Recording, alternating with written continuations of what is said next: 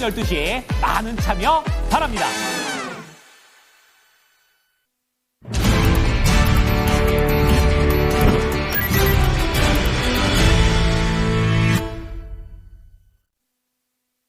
체크인스탁 오늘장 준비 도와드리겠습니다. 함께해 주실 두 분 모셨습니다. 토마토 투자클럽의 김민준 전문가, 알파경제 김종혜 이사 두 분 모셨습니다. 안녕하세요. 네, 안녕하십니까.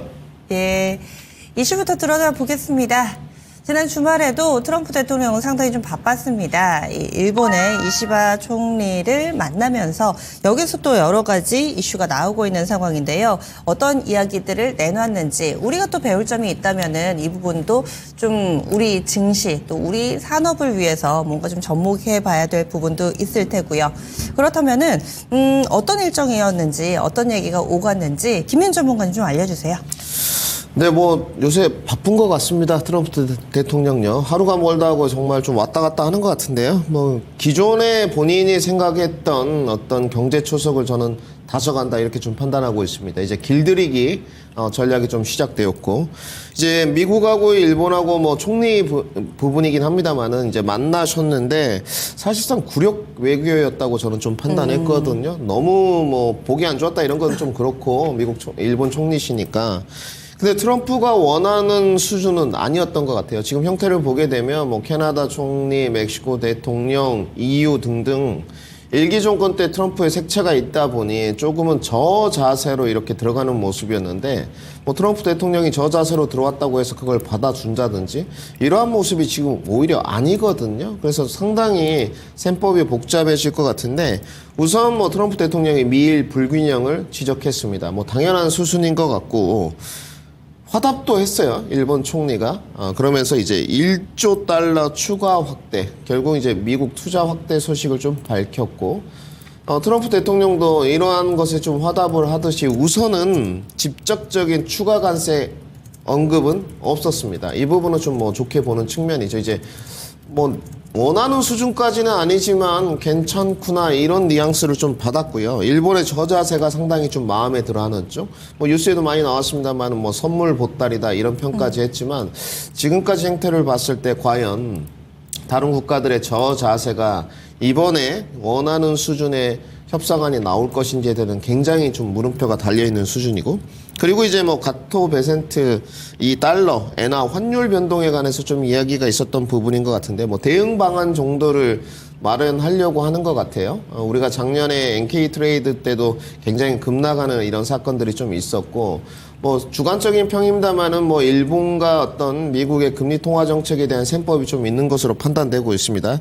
향후에 일본하고 이제 미국의 금리, 특히 일본이죠. 금리 인상에 따른 통화 정책은 좀 주시해 볼 필요가 있지 않느냐 이렇게 보셔야 될 것 같고, 단지 이제 앞으로 이 관세의 영향이 이제 거의 오는 10일이죠. 10일과 11일에 확정 지었기 때문에 어떻게 좀 퍼져나가는지 오늘부터 초미의 관심사다. 이 정도 정리해야 될 것 같습니다. 그러면은 김민 전문가 의견에 따르면은 일본은 미국에 1조 달러 투자 확대 이런 선물을 준 거고 미국은 대신에 관세 얘기를 안 꺼내는 정도로 지금 방어가 된 거죠. 그렇게 주고받고가 된 거라고 보시는 거죠. 네, 그렇게 보고 있고요. 단지 지금까지 형태를 좀 보게 되면요. 그렇게 만족스럽지 않으신가 봐요. 트럼프 대통령은. 일기 정권 때 이제 다른 국가들 대통령분들이 다 저 자세로 들어가는데도 이렇게 좀 만족스럽지 않다. 제 주관적인 뉘앙스입니다. 이거는 객관적인 근거는 없습니다만은 싹싹 이렇게 그래 받아들여줄게 이런 평들은 좀 아닌 것 같아요. 기꺼이 이런 액션은 없다. 네, 그런 것들은 아닌 것 같아서 앞으로도 좀 이런 관세 변동성에 따른 등락 과정은 좀 열어두셔야 되지 않겠느냐 이 정도 정리해드리겠습니다. 네, 그러면 이 두 정상이 만나면서 김종효 이사님은 어떤 점이 좀 중요하다고 보시나요? 이제 가장 중요한 건 그 주변 국가들부터 시작된 관세 전쟁이 본격적으로 더 확대될 것이라는 우려감이 커지고 있는 거죠. 특히 이제 미국을 중심으로 해서 트럼프 대통령 입장에서 봤을 때 돈을 많이 벌어간다고 생각하는 국가들은 그에 상응하는 무언가를 내놔라는 게 핵심이죠. 그게 미국에 투자를 하던 아니면 스스로 무역 투자를 줄이던 어떤 식으로든 그 무역 흑자분 미국에서 가져가는 그 플러스 부분을 상쇄할 수 있도록, 그래서 트럼프 대통령이 계속 얘기하는 것은 흑백 요리사처럼 미분하게 해라라는 거 아니겠습니까? 그러니까 우리한테 일방적으로 가져가는 건 안 된다라는 것이고 네. 그러다 보니까 이제 우리 입장에서도 미국의 투자에 재작년부터 올인을 했고 그러다 보니까 대미 무역 흑자가 크게 늘어난 상황이라서 뭐 그와 관련된 부담을 나타내지 않을까. 근데 그게 이제 11일 정도에 결정이 된다는 거 아니에요? 그래서 그때 여러 국가들이 발표가 됐을 때 한국이 들어갈 가능성, 그러면 한국은 어떤 식으로 대응해야 되느냐. 그 정부 정책과 관련된 대응이 굉장히 중요할 텐데, 우리가 지금 뭐 대행 상태인 거고, 물론 그 대행이 경제 전문가라고는 하지만, 과연 그 미국의 소위 탑라인끼리의 그 합의를 중요시하는 트럼프 대통령 입장에서 과연 이 최상목 대행과의 어떤 뭐 합의를 이끌어낼 수 있을지, 또 실무진이 가서 열심히 하게 되면 무언가 의미 있는 결과를 이끌어낼 수 있을지가 어찌 보면 이게 가장 큰 리스크였거든요. 우리가 지금 탑라인이 없다는 게 가장 큰 리스크였는데 어떻게 보면 이게 생각보다 빨리 다가오면서 우리 입장에서는 조금 어떤 식의 대응을 하게 될지가 가장 중요한 포인트가 아닌가. 그래서 저는 뭐 이 관세 중요합니다만 이 관세에 대응하는 국내 탑라인이 없다는 것 자체가 가장 큰 부담 요인이고 이걸 만약에 우리가 잘 소화해낼 수 있다면 근데 소화할 수 있는 방법은 여러 가지가 있거든요. 예를 들어서 우리가 지금 대미 무역 흑자 많다고 하지만 여기 뭐가 빠져있냐면 미국에 우리가 무기 사는 게 빠져있단 말이죠. 무기 사는 걸 고려했을 때 우리가 진짜 미국에서 대미 흑자인가? 라는 부분도 우리가 얘기할 수 있고요. 아, 그 수출 데이터에 무기는 빠져 있어요? 네, 그런 걸로 알고 있습니다. 뭐 그 관련된 내용들이 뭐 정확하게 빠져 있는 걸로 저는 알고 있는데, 그래서 지금 잡혀 있는 것은 우리가 뭐 자동차 부분에서 뭐 일부 IT 부품 부분에서 엄청나게 흑자를 내고 있는 것 같지만, 우리가 미국에서 뭐 이제 F-23이나 이런 거 살 때 받는 그 적자분은 반영되지 않았기 때문에 그런 부분들을 반영했을 때 한국이 진짜 흑자인가에 대한 반문. 그러면 우리가 뭐 방위비 쪽에 또 압박을 받을 수 있겠지만 뭐 방위비도 협상의 결과물만 잘 이끌어낼 수 있다면, 그래서 저는 지금 이에 대응하는 정부의 탑라인이 어떤 정책을 취해줄 것인가가 좀 더 중요하지 않나라고 보고 있고, 그다음에 뭐 트럼프 대통령이 당선되는 순간부터 이러한 파고는 올 것이라고 예상된 부분이 있기 때문에 과연 뭐 여야 합의, 그다음에 최상목 대행의 빠른 결정으로 인해서 이런 부분들을 잘 넘어갈 수 있다면 뭐 이 리스크 자체는 좀 제한적이지 않을까라고 봐야 될 것 같습니다. 그러면 이사님은 미국과 일본 뭘 주고 뭘 얻었다고 보세요? 근데 아까 말씀하셨던 부분이 전부인 것 같아요. 뭐 일본도 대미 투자를 늘리고, 근데 일본이 과연 대미 투자를 늘렸을 때 어떤 부분을 늘릴까? 근데 여기서 얘기된 부분 중에 재밌는 부분이 있거든요. 원래 일본은 신일본 제철을 통해서 US 스틸을 사려고 했는데 네네. 그거를 투자를 하라고 말을 바꾸지 않았습니까? 어떤 식으로 투자를 하라는 건가? 공장을 만들어서 일본 돈이 들어갔는데 그게 US 스틸 공장이 된다? 그러면서 뭐 지분은 하나도 못 가져온다? 그게 투자인가? 라는 어떤 그런 생각을 해볼 수가 있는 거죠. 그래서 지금 현재 구간에서 일본이 뭐 자동차 공장을 추가적으로 뭐 늘리기도 쉽지 않아 보이는 데다가, 그다음에 일본이 지금 제조업 쪽에서 그렇게 뭐 드라마틱하게 앞서 있는 부분이 없기 때문에 네. 그런 측면에서 의미 있는 결과를 얻을 수 있을지에 대해서는 조금 의문스러운 부분이 있기는 합니다.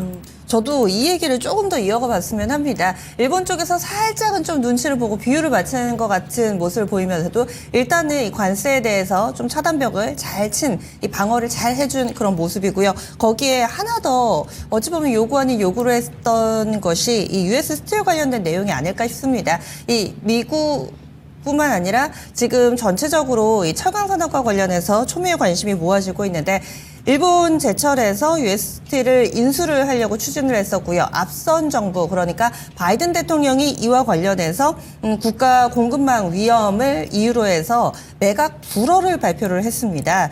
이와 관련해서 마무리 끝날 때까지 끝난 게 아니다라는 느낌을 받는 게 이번 이 둘의 만남 속에서 US 스틸 관련된 내용이 나왔었죠. 그런데 투자가 인수가 아닌 투자다, 뭐 이렇게 얘기를 하면서 투자 증액안은 포함이 됐고요. 일본 언론에서는 이와 관련해서 내용이 모호해서 전망이 불투명하다라고 얘기를 했습니다. 거기에 하나 더 연결지어서 좀 볼만한 부분이 이 미국에 들어오는 철강과 알루미늄 제품에 대해서 지금 관세 부과를 즉각적으로, 그러니까 이 만남이 7일에 있었는데 그리고 나서 이틀 지나서 9일에 트럼프 대통령이 철강과 알루미늄에 대해서 관세 부과를 발표를 발표를 했습니다. 그러면 이 일련의 사건을 우리가 또 어떻게 받아들여야 될지, 철강산업은 쿼터제가 지금 좀 적용이 돼 있는데 직접적으로 영향을 받게 되는지 김민수 전문가님 알려주세요. 직접적인 영향을 이제 받을 수밖에 없는 것 같고요. 사실상 뭐 일기 정권 때 이 쿼터제가 실시된 이후에 철강의 대미 수출량은 지속적으로 떨어져 왔습니다. 그래서 철강 업체들 계속 안 좋은 상태고요. 그리고 뭐 이제 티커 기준으로 미국 기준의 X인데 이제 유나이티드 스테이트 스틸이죠. 여기에 대한 뭐 그래프 모습을 보시더라도 차트 모습 보시더라도 변동성이 아주 극악이거든요. 금요일 날도 지금 보시게 되면 마이너스 5.83%대 뭐 마감됐습니다만은 등락 과정이 뭐 상방으로 5%, 하방으로 마이너스 10%까지 떨어졌다가 이렇게 마감이 됐던 것이 이 이슈에서 이제 자유롭지 못했다는 부분이죠. 그래서 변동성 국면은 이 종목에 관해선 생각을 하시는 게 맞을 것 같고, 미국이 이제 철강 관세에 관한 부분, 알루미늄 관세에 관한 부분을 때렸을 때 수혜가 될 수 있을 것이냐, 저는 없다고 보여져요. 서두에도 말씀을 드렸지만 2018년부터인데 2018년 쿼터제 도입 이후에 우리가 2017년에 그 한국의 어떤 미국 철강 수출량이 360만 톤이었습니다. 더 많았고요. 2015년에는 뭐 400만 톤이 넘었었는데 2022년 기준으로 약 40%가 감소했거든요. 그러니까 쿼터제 양까지 내려갈 수밖에 없었다는 거죠. 이렇다 보니까 철강이 좋을리는 만무하겠죠. 안 그래도 제조업 경기가 정말 안 좋은데 좋을리는 만무하고. 그러면 트럼프가 이렇게 관세를 때렸을 때 우리가 중요한 부분은 이런 뭐 거시적인 정보보다는 어느 국가, 어느 기업의 수혜가 될 것이냐, 이 부분이거든요. 적어도 국내는 없다, 이렇게 보시면 될 것 같고, 이제 그러면 미국의 어떤 기업들 좀 있어요. 뭐 유코라든지 유나이티드 스테이트 스틸이라든지 몇몇 기업들이 좀 있는데 스틸 다이나믹스 이렇게 세 군데가 뽑히거든요. 여기도 뭐 수혜를 볼 것이냐. 바이든 초기 정권 때 2023년에 제가 뭐 뒤에 자세히 말씀드리겠습니다만은 철강 산업에 이제 불이 붙었다, 이런 평들이 2023년에 나왔거든요. 사실상 그래서 주가가 어마어마하게 갔습니다. 우리나라하고 좀 달라요. 사실 보시게 되면 6호 정도 좀 보셔야 될 것 같은데 작년 4월까지 203불까지 갔거든요. 근데 그 뒤에 엄청나게 급락을 했단 말이죠. 지금 이 부분이 오히려 이제 트럼프 대통령이 당선되고 나서도 더 내려가는 모습이거든요. 그래서 이 관세 부분이 미국에서 결코 미국 기업도 자유로울 수 없고, 조금 더 구체적으로 좀 들어가 보면 이제 이 쿼터제에 대한 협상 카드를 다시 들고 나오겠죠. 우리 한국은 트럼프 대통령하고 협상을 할 때 저는 이 카드가 먹힐 거라고 생각하지 않습니다. 오히려 이제 쿼터제라는 게 총량에 대한 제한이거든요. 오히려 이 쿼터제에 대한 부분이 더 내려갈 것이다. 총량을 더 낮춰라. 너네가 관세를 막고 싶지 않으면 총량을 더 낮춰라. 이렇게 제재를 할 공산이 매우 높을 것 같고요. 왜냐하면 지금 시간이 거의 한 뭐 6년, 7년 이렇게 변했지 않습니까? 네네. 근데 이 부분에 관해서 예전처럼 그대로 합의를 해준다는 정말 꿈을 갖고 협상에 임할 수는 없을 것 같고, 결국은 우리 국내 시장이 세계 시장에서 6, 7위 정도 됩니다만은 뭐 중국이 절대고요. 점유율 자체는 50%가 넘기 때문에 중국, 인도, 일본, 미국, 러시아, 한국 이렇게 이제 돼 있거든요. 결국은 동남아 지역으로 유럽 등 시장 수출 다변화를 할 수밖에 없는데 이 부분도 쉽지 않습니다. 동남아 부분에 관해서는 결국은 중국이 다 먹고 있는 상태이기 때문에 이 부분에 대한 것들을 생각했을 때 철강 업체들에 대한 것들은 뭐 뒤에 좀 자세히 말씀드리겠습니다만 아주 신중한 접근이 좀 필요하다까지 정리해드리겠습니다. 네, 그러면 김 이사님은요? 네, 일단 뭐 말씀하신 대로 쿼터를 조정해서 한국의 비중을 낮춰라. 이건 뭐 엄청난 타격일 거고요. 근데 만약에 그렇지 않고 쿼터는 유지한 가운데 보편 관세로 모든 국가, 미국에 들어오는 모든 이 동일 물량에 대해서 동일한 관세를 부여한다라고 하면 이건 제가 보기엔 원가 싸움이 될 가능성이 높기 때문에 그렇게 보면 영향은 제한적일 수 있다는 거죠. 다만 이제 한국은 뭐 석유 제품 수출도 그렇고 차광 제품 수출도 원재료를 모두 수입해오는 상황이다 보니까 그와 관련된 충격은 일부 있을 수 있으나 현재 구간에서 쿼터가 그러니까 비율이 변하지 않고 들어오는 총량 자체가 변하지 않고 보편 관세를 주는 것이라면 저는 뭐 영향은 제한적일 수 있다라고 보고 있고요. 그다음에 이제 산업별로 조금 차별화를 돼야 될 것으로 보이는데 뭐 USSTL이나 누코가 만드는 그런 보편적인 제품들에 대한 관세 부과에 대해서 상대적으로 이제 뭐 포스코 같은 경우에는 일부 영향을 받을 수 있으나 우리가 지금 미국에 들어가는 게 일부 에너지용 관관 이런 쪽이거든요. 그래서 과거에도 세아제강이 이 뉴스가 나왔을 때 주가가 급락한 적이 있으나 실제로 미국 쪽의 일정 부분의 쿼터가 유지될 경우에는 어느 정도의 수익성은 그래도 국내에서 지금 거의 이익이 제로 상태거나 마이너스인데 오히려 수출량이 늘어났을 때는 이건 더 긍정적일 수 있단 말이죠. 그래서 저는 뭐 세아제강 같은 종목군 예전부터 말씀드렸습니다만 조금은 챙겨봐야 될 때라고 보고 있고, 저 역시 말씀해 주셨던 대로 만약에 전체 쿼터의 비율을 바꾸거나 아니면 총량 기준을 다 줄이는 그런 형태라면 뭐 미국의 수출 비중이 있는 종목군들의 타격도 뭐 피해갈 수는 없다, 이렇게 봐야 될 것 같습니다. 어찌 보면 선제적으로 현대제철이 미국에 그 전기로 투자한다고 만든다고 그런 뉴스 있었잖아요. 현대제철은 좀 피해갈 수 있을 것인가? 직접적으로 종목 얘기를 좀 해보자면은, 그러면 국내의 철강주들 오늘장 어떻게 좀 반응을 나타내게 될까요, 김 이사님? 네, 일단 저는 뭐 포스코의 영향은 조금 제한적이지 않을까라고 보고 있고, 포스코의 주가 영향은 뭐 아시다시피 2차 전지와 관련된 종목군들의 움직임에 좀 더 민감하게 반응하니까, 그 다음에 철강업종의 이제 핵심은 뭐 김민희 전문가도 언급했지만 이 중국 쪽의 비중이 더 강하잖아요. 근데 지금 중국에서는 약간 뭔가 풀리는 듯한 시그널들이 하나둘씩 올라오고 있거든요.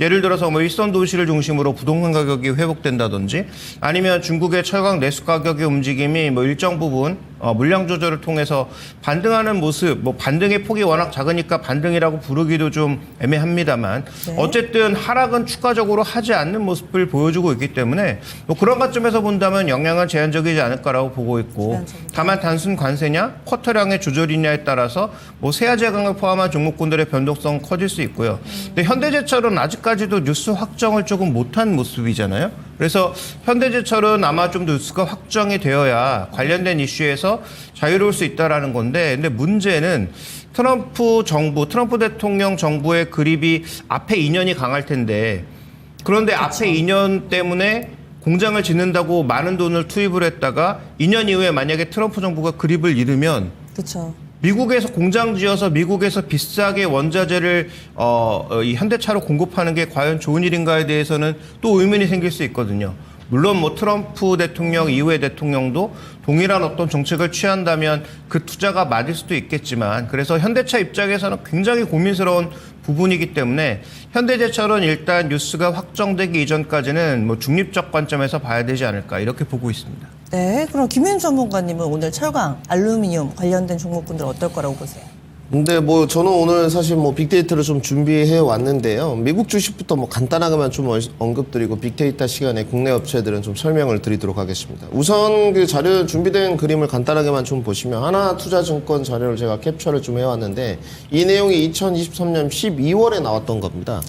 2023년 12월, 네. 뭐 한 1년 조금 더 지난 자료인데, 이때 당시에 철강 사이클의 초입, 이제 시발점이 나왔다, 이렇게 하면서 리포트를 냈는데 저도 굉장히 꼼꼼하게 좀 읽었었거든요. 왜냐하면 2023년에 2차 전지가 좀 지배구조를 갖고 있는 상태였는데 굉장히 빨리 나왔어요. 저는 뭐 2023년 연말에는 구리다, 이렇게 좀 표현을 했었거든요. 구리. 네, 구리였다, 이렇게 좀 표현하고, 철강에 관해서는 올해 좀 의견을 제시하려고 하는데 굉장히 지금 보수적이에요, 트럼프 때문에. 네. 단지 저 리포트가 나온 이후에 뭐 특정 연구원입니다만은 주가는 어떻게 되었느냐, 스틸 다이내믹스나 유코라든지 주가는 거의 목표가에 근접하게 갈 정도였습니다.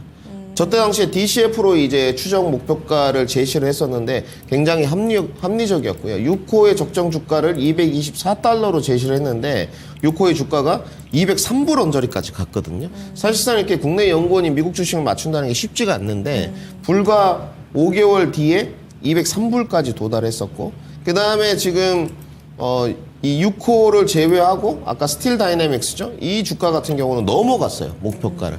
140불 정도를 제시했는데 155불까지 갔다가 이제 떨어졌단 말이죠. 그러면 우선 우리가 생각을 해야 될 부분이 직관적으로 한번 말씀을 드려보겠습니다. 관세 부분이 나갔는데 이 미국 주식에 대한 종목들이 지금 저가 매수를 할 수 있는 위치인가? 이 부분을 이제 고민해야 되거든요. 어차피 세 업체밖에 없습니다. 이제 여러분들이 잘 아시는 유나이티드 스테이트 스틸, 이 부분은 굉장히 이제 정통 강호 철강 업체고요. 전체 미국의 20%를 차지하고 있는 쪽은 6호라고 보시면 돼요, 거의. 그리고 친환경 쪽 좀 색채가 섞여 있는 쪽이 뭐 스틸 다이내믹스, 이렇게 보시면 되는데, 주가는 변곡점 언저리 왔고 저가 매수가 분명히 온 위치인데요. 저는 중장기 접근을 하지 않으신 분들은 사실 미국 주식에 대한 철강 업체들도 부수적으로 보셨으면 좋겠어요. 접근 자체를. 그러니까 단기적인 변동성 국면은 뭐 인수전 이런 이슈도 있기 때문에 성장이 등락 과정이 클 것 같고요. 이 관세 부과 부분에 관해서 미국 업체들도 단기적으로는 결코 뭐 득이 될 수 있겠지만 등락 과정에서는 자유로울 수 없다. 차라리 중장기적으로 트럼프 대통령이 그립을 강하게 뭐 이사님 말씀대로 지면서 중장기적인 미국 수혜 기업들의 우호적인 환경이 장만된다면, 마련된다면 제가 봤을 때는 저가 매수는 가능한 쪽이에요. 단지 국내는 세분화가 좀 필요할 것 같고 국내는 이따가 우리 이사님 이제 리포트 보고요. 네. 리포트 보고 조금 더 빅데이터와 접근 포인트를 세화 제공 필두로 잡아보도록 하겠습니다. 예, 알겠습니다. 그래서 종목별로 지금 김 이사님은 국내 철강주들 영향 제한적일 것이다. 그리고 김민준 전문가는 일단 미국에 있는 철강 업체들 위주로 좀 먼저 봐주셨는데 이쪽이 단순하게 생각했을 땐 수혜 아니야 할 수도 있겠지만은 일시적으로는 그럴 수 있겠지만 변동성이 좀 커질 수 있다. 그리고 국내 종목군들 잠시 후에 또 빅데이터에서 얘기 한 번 더 나눠보도록 하겠습니다. 그럼 리포트로 넘어가 보시죠. 다음으로 리포트 BNK 투자증권에서는 트럼프 관세 영향과 향후 전망 그리고 하나증권에서는 스마트폰 재고 축소 기대와 실적 현실화 상상인증권에서는 네이버 종목 리포트입니다. 하나씩 소개를 좀 해주세요. 네, 뒤에 2, 3번 살펴보면 일단 스마트폰은 재고 축소, 이 중국 정책이라는 거죠. 이관시 정책에 따라서 보조금이 지급되기 시작하니까 뭔가 1월 달부터 좀 반전을 보여주고 있다. 물론 의미 있는 반전까지는 시간이 걸릴 것 같습니다. 그런데 늘어난 재고량이 다시 또 문제가 되고 있는 건데 11월 달에 일정 부분 재고 조정이 되면서 신제품에 대한 기대가 확 올라갔다가 실제로 이제 11월, 12월 달에 결과물 보니까 다시 재고가 쌓이는 모습. 그래서 예상보다 판매량이 적었다. 그게 뭐 애플의 재고량이 늘어난 효과도 있을 것이고 여러 가지가 좀 겹쳐 있다. 여전히 이제 출하량 대비해서 판매량이 부족하다라는 것인데 중국의 이제 이관시 정책을 통해서 실제로 다시 일정 부분 재고가 감소할 만한 그런 이슈가 존재한다라는 것이고요. 최근에 나타나고 있는 뭐 삼성전기의 반등은 여러 가지 이유가 붙어 있습니다만 뭐 그런 부분에 일정 부분 기인한 것도 있다. 이렇게 봐야 될 것 같고요. 또 하나는 2025년에 그렇다면 일정 부분 우리가 우려했던 것만큼의 실적 악화는 아니고 어느 정도의 회복을 좀 보여주지 않을까라는 기대, 신제품에 대한 기대 정도를 바라보고 있는 것으로 현재 이 리포트에서는 언급하고 있으니까요. 관련된 수치는 뭐 자세히 리포트를 참고하시면 좋을 것 같고 최근에 네이버는 주가 등락과 상관없이 외국인들의 매수가 쏟아지고 있는 상황이죠. 그래서 이런 외국인들의 매수가 본질적으로 무엇일까에 대한 고민은 뭐 실적도 있을 것이고 뭐 여러 가지가 이유가 있을 텐데 뭐 이해진 GIO 의장이 다시 이제 이사로 등록되는 부분도 있을 것 같고요. 그렇다면 기존에 이제 최수연 대표가 결정할 수 없는 부분에 결정을 하지 않을까라는 그런 기대가 올라올 수 있는데 자, 상상인증권 리포트에선 그런 내용은 없고 모든 서비스에 AI가 침투되면서 AI 고도화가 이루어질 수 있고 다른 LMM과도 협력을 열어둠으로써 네이버의 어떤 역할이 더 커질 수 있다. 그렇다면 네이버가 그동안 주가가 상대적으로 실적이 좋았는데도 저평가된 이유는 이 기업은 성장 없어. 성장률이 떨어지면서 이 기업에 높은 밸류를 줄 수 없다는 게 핵심 포인트였는데 다시 이제 성장할 수 있는 모멘텀이 만들어지면서 이익도 올라갈 거고 그다음에 주가 리레이팅도 나타날 수 있다. 즉 다시 성장주로서 이 종목을 본다면 현재 지금 밸류 기준으로 PB 한 1.5배, 6배 정도까지 내려앉은 상황인데 충분히 업사이드가 있지 않을까라는 그런 기대감을 나타낸 리포트로 보시면 될 것 같습니다. 네, 그러면 첫 번째 이 리포트가 아마 많은 분들이 가장 관심 갖고 계시지 않을까 싶습니다. 트럼프 관세 영향 BNK 투자증권에서는 어떻게 분석하나요? 네, 일단 여러 리포트들이 계속 나와 있으니까 우리가 이걸 참고해야 될 것 같고요. 앞서서 이제 말씀드렸지만 좀 더 이제 표로 한번 정리를 해보면 미국에 가장 많이 흑자를 내고 있는 국가는 여전히 중국입니다. 그래서 뭐 중국과 관련된 관세가 가장 민감할 수밖에 없고요.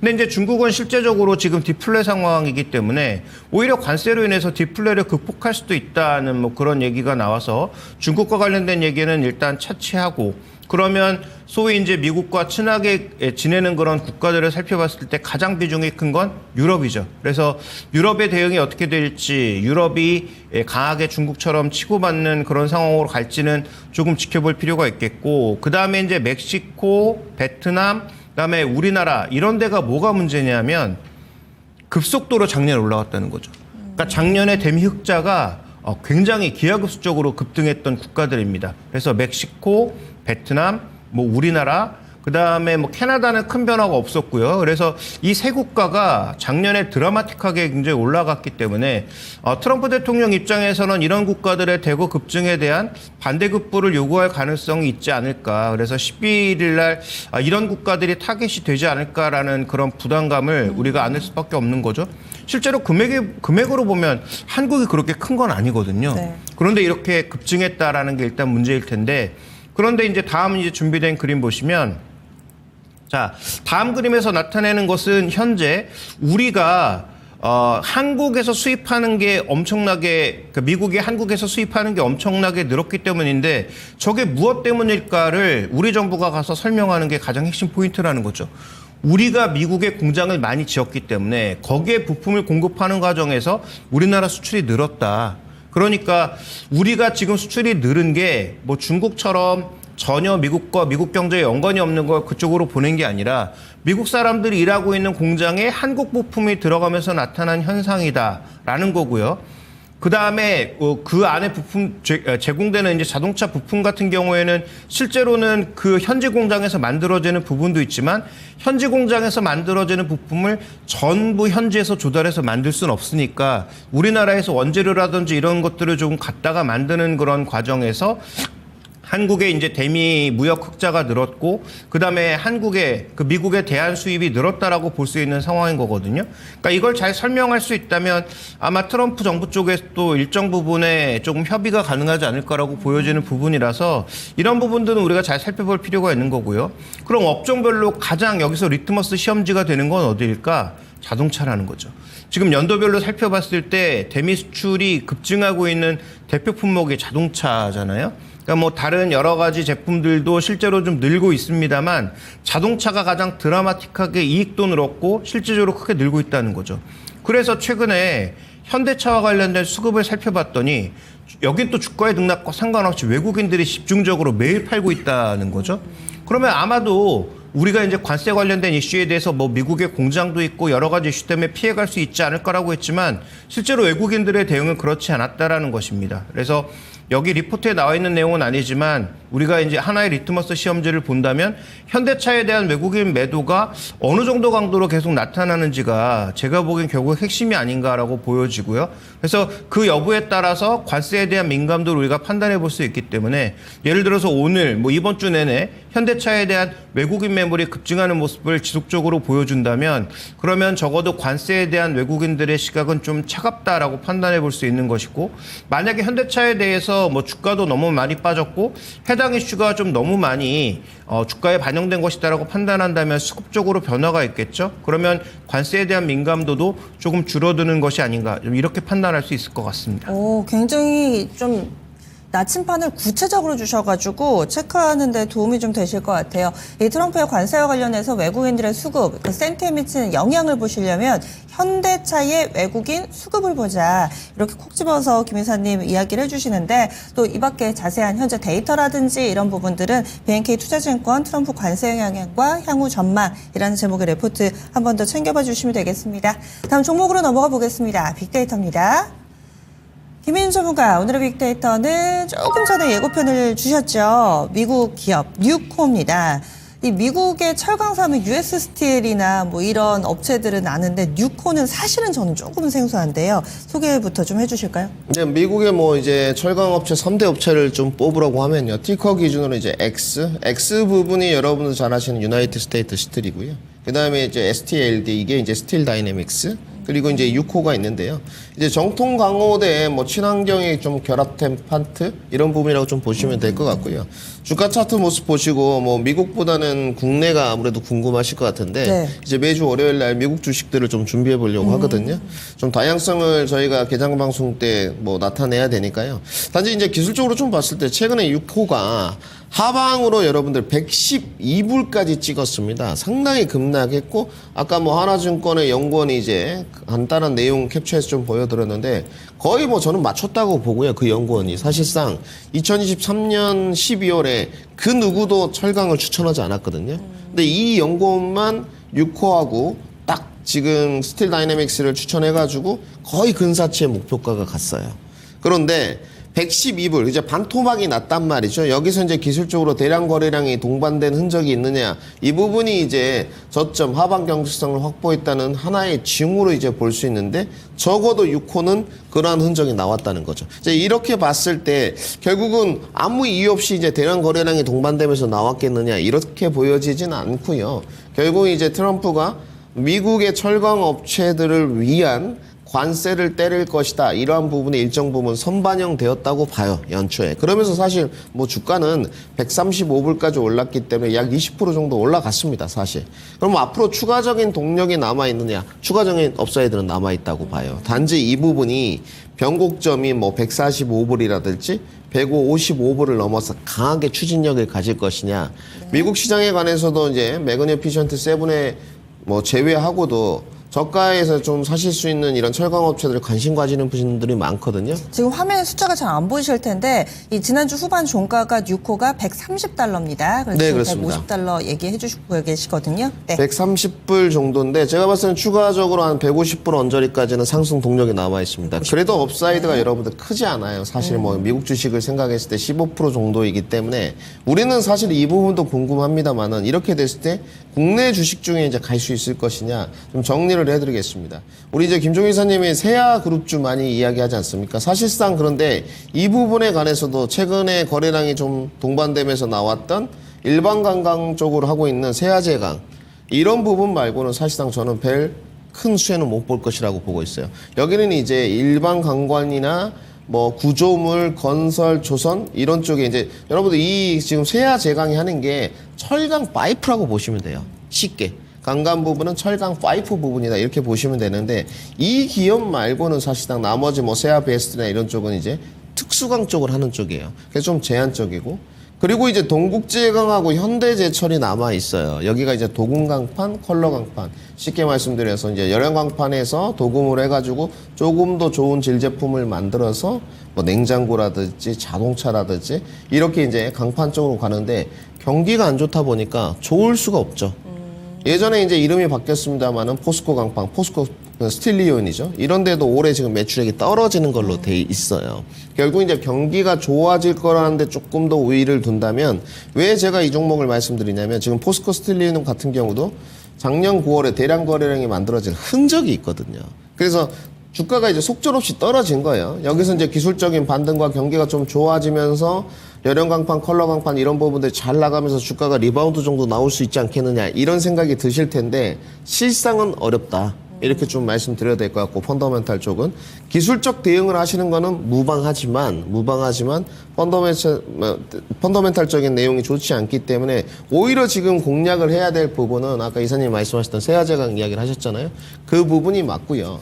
단지 주가는 여러분들 비싸 보이지만 비싸지 않아요. 밸류에이션 쪽으로 지금 세아제강 같은 경우가 PER 기준 선행 포워드로 한 3배 정도밖에 되지 않거든요. 아직도 주가 여력이 있는데 주도력이나 지속성 부분에서 이제 얼마만큼 가져갈 수 있을지가 초미의 관심사라고 보시면 될 것 같고 그래서 지금 뭐 현대제철, 동국제강, 포스코 스틸리온 이런 부분들이 기술적으로 만들어져 있지만 역배열에 따른 리바운드로 기술적 접근을 하시기보다는 세아제강 딱 이 한 종목 직접적 공략을 좀 기술적으로 해보자까지 정리를 해드리고 미국 주식을 공략하실 분들은 6호를 목표가 150불 언저리까지 매직 관점으로 가져가야 된다까지 정리해드리겠습니다.